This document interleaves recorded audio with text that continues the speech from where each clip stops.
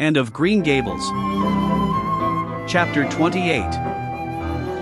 An Unfortunate Lily Maid. "Of course you must be Elaine, and," said Diana. "I could never have the courage to float down there." "Nor I," said Ruby Gillis, with a shiver. "I don't mind floating down when there's 2 or 3 of us in the flat and we can sit up. It's fun then. But to lie down and pretend I was dead, I just couldn't. I'd die really of fright." "Of course it would be romantic," conceded Jane Andrews, "but I know I couldn't keep still. I'd be popping up every minute or so to see where I was and if I wasn't drifting too far out. And that would spoil the effect." "But it's so ridiculous to have a red-headed Elaine," mourned Anne. "I'm not afraid to float down and I'd love to be Elaine. But it's ridiculous just the same. Ruby ought to be Elaine because she is so fair and has such lovely long golden hair. Elaine had all her bright hair streaming down, you know. And Elaine was the lily maid. Now, a red-haired person cannot be a lily maid." "Your complexion is just as fair as Ruby's," said Diana earnestly, "and your hair is ever so much darker than it used to be before you cut it." "Oh, do you really think so?" exclaimed Anne, flushing sensitively with delight. "I've sometimes thought it was myself, but I never dared to ask anyone for fear she would tell me it wasn't." "Do you think it could be called auburn now, Diana?" "Yes, and I think it is real pretty," said Diana, looking admiringly at the short, silky curls that clustered over Anne's head and were held in place by a very jaunty black velvet ribbon and bow. They were standing on the bank of the pond, below Orchard Slope, where a little headland fringed with birches ran out from the bank. At its tip was a small wooden platform built out into the water for the convenience of fishermen and duck hunters. Ruby and Jane were spending the midsummer afternoon with Diana, and Anne had come over to play with them. Anne and Diana had spent most of their playtime that summer on and about the pond. Idlewild was a thing of the past, Mr. Bell having ruthlessly cut down the little circle of trees in his back pasture in the spring.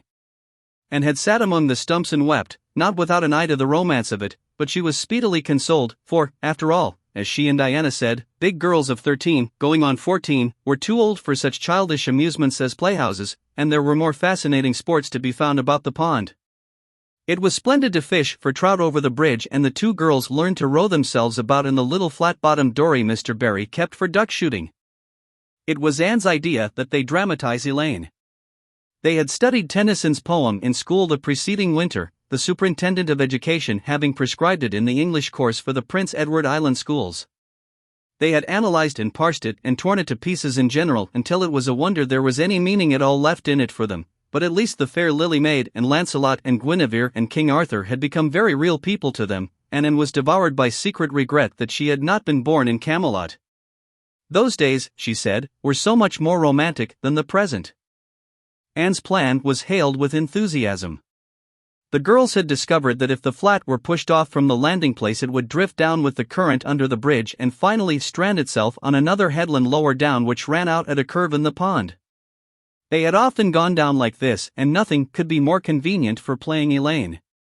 "Well, I'll be Elaine," said Anne, yielding reluctantly, for, although she would have been delighted to play the principal character, yet her artistic sense demanded fitness for it, and this, she felt, her limitations made impossible. "Ruby, you must be King Arthur and Jane will be Guinevere and Diana must be Lancelot. But first you must be the brothers and the father. We can't have the old dumb servitor because there isn't room for 2 in the flat when one is lying down. We must pall the barge all its length in blackest samite. That old black shawl of your mother's will be just the thing, Diana." The black shawl having been procured, and spread it over the flat and then lay down on the bottom, with closed eyes and hands folded over her breast. "Oh, she does look really dead," whispered Ruby Gillis nervously, watching the still, white little face under the flickering shadows of the birches. "It makes me feel frightened, girls. Do you suppose it's really right to act like this? Mrs. Lynde says that all play acting is abominably wicked." "Ruby, you shouldn't talk about Mrs. Lynde," said Anne severely. "It spoils the effect because this is hundreds of years before Mrs. Lynde was born. Jane, you arrange this. It's silly for Elaine to be talking when she's dead." Jane rose to the occasion. Cloth of gold for coverlet there was none, but an old piano scarf of yellow Japanese crepe was an excellent substitute. A white lily was not obtainable just then, but the effect of a tall blue iris placed in one of Anne's folded hands was all that could be desired. "Now, she's all ready," said Jane. "We must kiss her quiet brows and, Diana, you say, sister, farewell forever, and Ruby, you say, farewell, sweet sister, both of you as sorrowfully as you possibly can. And, for goodness sake, smile a little." You know Elaine lay as though she smiled. "That's better. Now push the flat off." The flat was accordingly pushed off, scraping roughly over an old embedded stake in the process.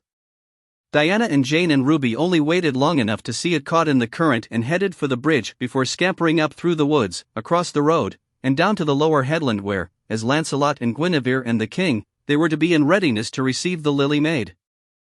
For a few minutes Anne, drifting slowly down, enjoyed the romance of her situation to the full. Then something happened not at all romantic. The flat began to leak. In a very few moments it was necessary for Elaine to scramble to her feet, pick up her cloth of gold coverlet and pall of blackest samite and gaze blankly at a big crack in the bottom of her barge through which the water was literally pouring. That sharp stake at the landing had torn off the strip of batting nailed on the flat. Anne did not know this, but it did not take her long to realize that she was in a dangerous plight. At this rate the flat would fill and sink long before it could drift to the lower headland. Where were the oars? Left behind at the landing. Anne gave one gasping little scream which nobody ever heard. She was white to the lips, but she did not lose her self-possession. There was one chance, just one. "I was horribly frightened," she told Mrs. Allen the next day, "and it seemed like years while the flat was drifting down to the bridge and the water rising in it every moment. I prayed, Mrs. Allen, most earnestly, but I didn't shut my eyes to pray, for I knew the only way God could save me was to let the flat float close enough to one of the bridge piles for me to climb up on it.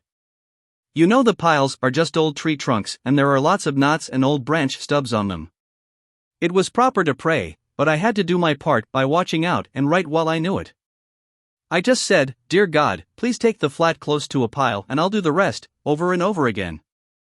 Under such circumstances you don't think much about making a flowery prayer. But mine was answered, for the flat bumped right into a pile for a minute and I flung the scarf and the shawl over my shoulder and scrambled up on a big providential stub. And there I was, Mrs. Allen, clinging to that slippery old pile with no way of getting up or down. It was a very unromantic position, but I didn't think about that at the time. You don't think much about romance when you have just escaped from a watery grave.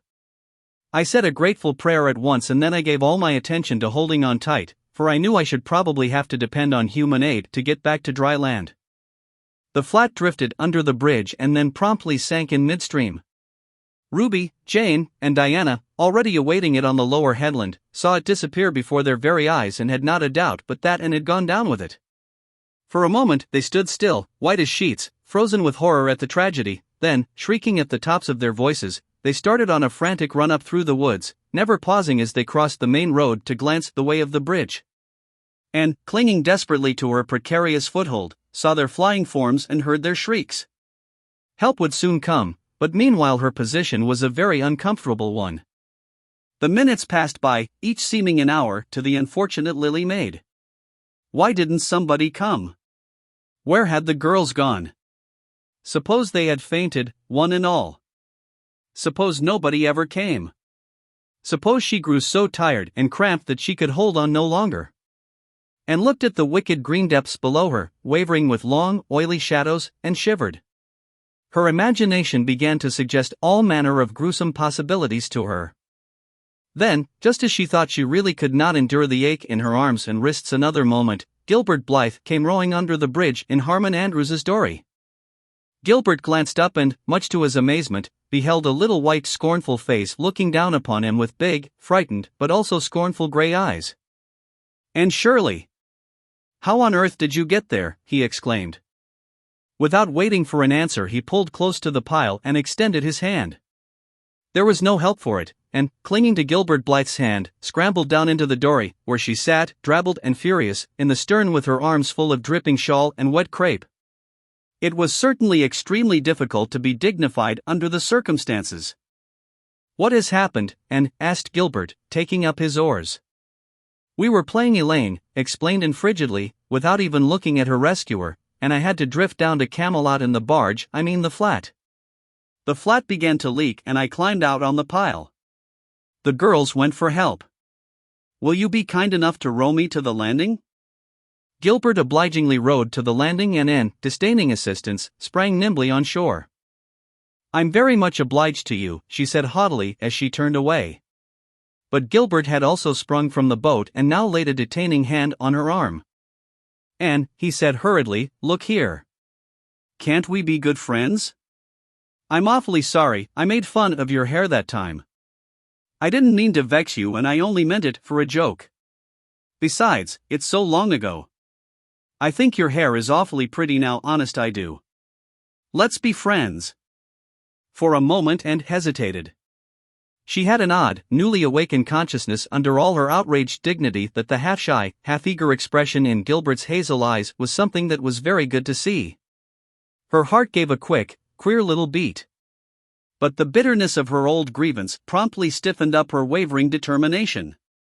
That scene of 2 years before flashed back into her recollection as vividly as if it had taken place yesterday. Gilbert had called her carrots and had brought about her disgrace before the whole school. Her resentment, which to other and older people might be as laughable as its cause, was in no whit allayed and softened by time seemingly. She hated Gilbert Blythe. She would never forgive him. No, she said coldly, I shall never be friends with you, Gilbert Blythe, and I don't want to be. All right. Gilbert sprang into his skiff with an angry color in his cheeks. I'll never ask you to be friends again, Anne Shirley. And I don't care either.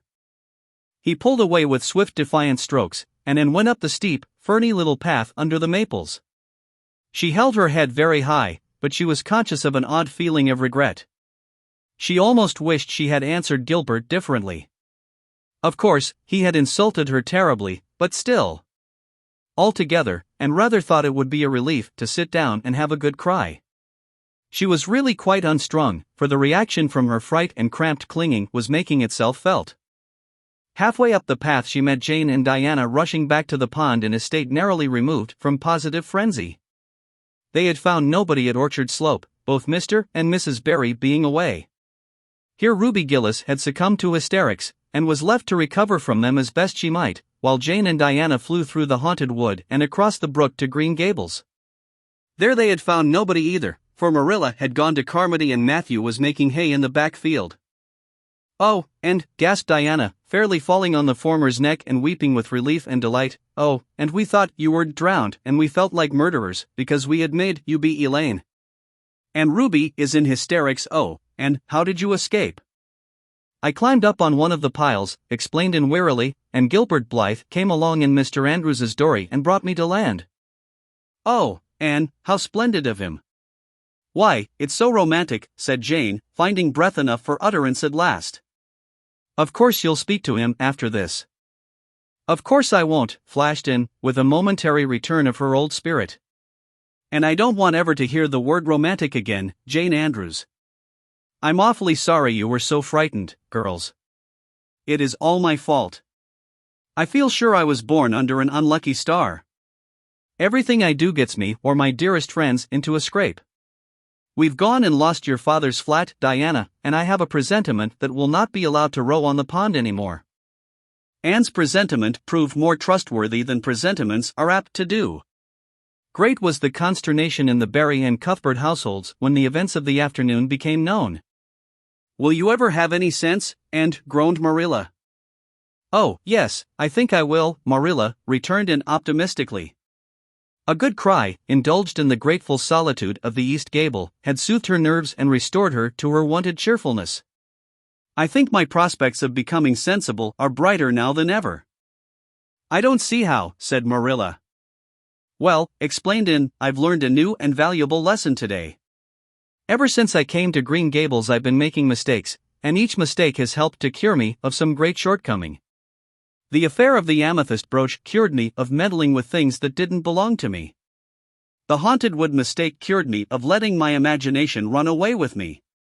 The liniment cake mistake cured me of carelessness in cooking. Dyeing my hair cured me of vanity.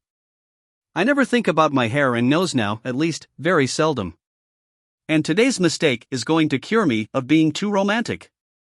I have come to the conclusion that it is no use trying to be romantic in Avonlea. It was probably easy enough in towered Camelot hundreds of years ago, but romance is not appreciated now. I feel quite sure that you will soon see a great improvement in me in this respect, Marilla. I'm sure I hope so, said Marilla skeptically. But Matthew, who had been sitting mutely in his corner, laid a hand on Anne's shoulder when Marilla had gone out. Don't give up all your romance, and, he whispered shyly, a little of it is a good thing, not too much, of course, but keep a little of it, and keep a little of it.